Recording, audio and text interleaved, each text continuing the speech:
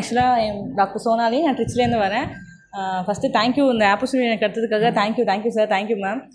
உங்கள் கிளாஸ்க்கு நான் ஒரு 2 months வெயிட் பண்ணுறேன் சார். கிளாஸ் முடிஞ்சதுக்கப்புறம் தான் எனக்கு தெரிய வந்துச்சு. அதுக்கப்புறம் ஒரு 2 months வெயிட் பண்ணேன். ஆக்சுவலாக ரொம்ப யூஸ்ஃபுல்லாக இருந்துச்சு. அதை தாண்டி பெரிய விஷயம் என்னென்னா, ஆக்சுவலாக நான் ஒரு இன்ஜினியர் ஃபஸ்ட்டு. அதுக்கப்புறமா ட்ராப் அவுட் ஆகி சுச்சுவேஷனால் நான் வந்து சித்தா போனேன். வீட்டில் ஒரு ஃபேமிலி சுச்சுவேஷனால். பட் ஃபஸ்ட் இயர் எனக்கு பிடிக்கவே இல்லை. ஏன்னா நான் தமிழ் ஸ்டூடெண்ட் கிடையாது, எனக்கு சுத்தமாக பிடிக்கவே இல்லை. அதுக்கப்புறமா செகண்ட் இயர் போனதுக்கப்புறம் தான் செஞ்சு சித்தாவை நான் சூஸ் பண்ணால் அது என்ன சூஸ் பண்ணிக்கிற விஷயம் எனக்கு ரொம்ப புரிஞ்சிச்சு. ஸோ அப்போலேருந்து என்ன ஒரு லீட் பண்ணி கொண்டு போக ஆரம்பிச்சிச்சு. சரி ஓகே அப்படின்னு சொல்லி அப்போலேருந்து கிளினிக் வைக்கணுங்கிற மைண்ட் செட் வந்துடுச்சு. ஸோ முடிச்சு நான் 6 months திருச்சியில் பண்ணேன், ஜிஹெச்சில் பண்ணேன் இன்டர்ன்ஷிப்பு. அப்போலேருந்து கொஞ்சம் கேஸ் பார்க்க ஆரம்பித்தேன். அதுக்கப்புறமா இங்கே வீட்டிலேயே கிளினிக் வச்சதுக்கப்புறமா வந்துச்சு. அப்போ ஃபைனல் இயர் படிக்கிறதுலேருந்து எனக்கு வந்து ஒரு இது மேலே ஒரு ஈர்ப்பு. சரி என்ன நம்ம எவ்வளோ விஷயம் பண்ணுறோம், அதோட பெரிய விஷயம் என்னென்னா நம்ம ஒரு விஷயம் பண்ணுறோம், நம்ம வந்து இன்ஃபர்டிலிட்டிங்கிறத ஃபர்டிலிட்டியை இயற்கையாக பண்ண முடியுங்களா செகண்ட். ஏன்னா ஒரு 10 மாதம் குழந்தைய உருவாக்கி கொடுத்துருவாங்கிறதுல எனக்கு அதீத நம்பிக்கை இருந்துச்சு.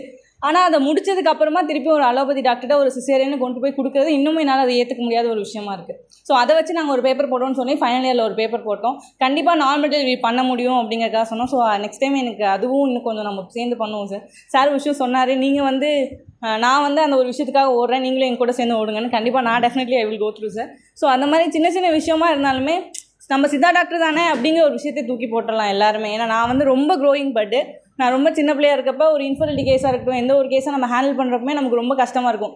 ஏன்னா மேம் கேட்டாங்க மேரீடா அன்மேரீடான்னு ஃபஸ்ட்டு கேட்டாங்க. ஸோ அன்மேரீடாக இருந்தப்போ அதை நம்ம கவுன்சிலிங் கொடுக்கவோ பேசவோ நம்ம ரொம்ப ஹெசிடேட்டாக இருக்கும். ஆனால் அவங்க பேஷண்ட் அதுக்கு ரொம்ப வில்லிங்காக இருக்காங்க. அதில் தான் நமக்கு ஒரு கான்ஃபிடென்ட் வர ஆரம்பிச்சிச்சு. ஸோ அதனால் அதுக்கப்புறம் ஸ்டெப் பை ஸ்டெப் க்ரோயிங் தான், ஜஸ்ட் 0.5% தான். ஸோ க்ரோயிங் தான். அதுலேயுமே எனக்கு இது ரொம்ப ஹெல்ப்ஃபுல்லாக இருந்துச்சு நம்ம பண்ணுறதுக்கும். கண்டிப்பாக சார் சொன்னார் மழை வந்துருச்சு சித்தா டெவலப் ஆயிரும்னு.